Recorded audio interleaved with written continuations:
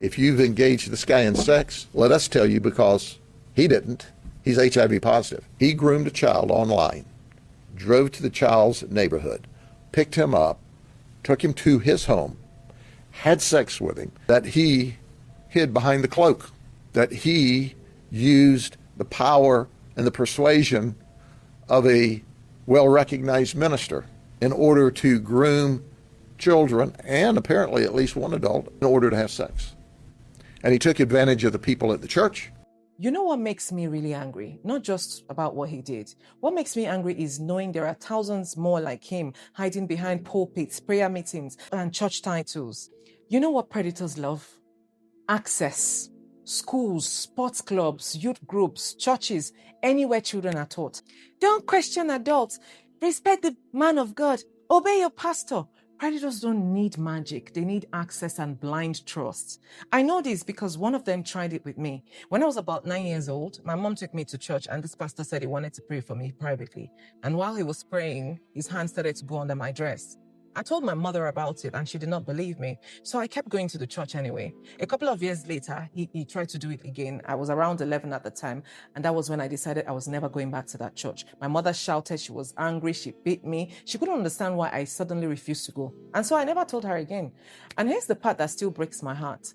Not long afterwards, that same pastor got a girl who was living with us pregnant and her name was Ifoma. She was only about 3 years older than I was, a child herself. And instead of everyone directing their anger at the grown man, they blamed the child. I remember saying to my mom, why are you angry with her? Be angry with the pastor, he's the adult. And even as a child, I knew who the predator was. The baby died, Ifoma's child, and they sent Ifoma back to her parents in the village, as if sending her away could erase what the animal had done to her. So one Christmas when we traveled home for Christmas, I went to see Ifoma in her house. I found her and she wouldn't speak to me. So I quietly left. Even as a child, I understood she was carrying a pain no child should ever have to carry. And this April, when I traveled home for my mother's funeral, I thought about Ifoma again. I wanted to sit down with her. I wanted us to talk, but the opportunity never came. I still think about Ifoma because the truth is I got the better end of the story and Ifoma didn't. And before anybody starts, let me just say something. I loved my mother with everything in me. I still do. God rest her soul. But she was so deeply religious, so conditioned to believe that pastors could do no wrong, that she couldn't believe her only daughter. And that is exactly how predators survive.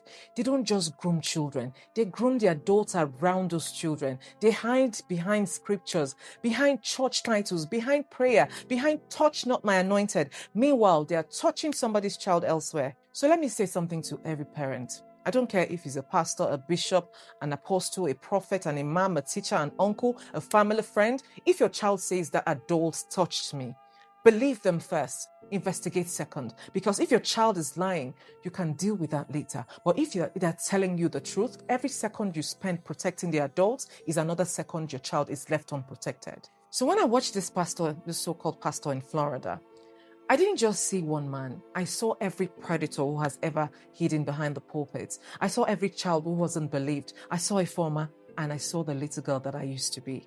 If you have children, please teach them this from the moment they're old enough to understand. No adults, not even a pastor, has the right to touch their body. And if anybody does, you can tell me. I will believe you. Because protecting a child's innocence is far more important than protecting an adult's reputation.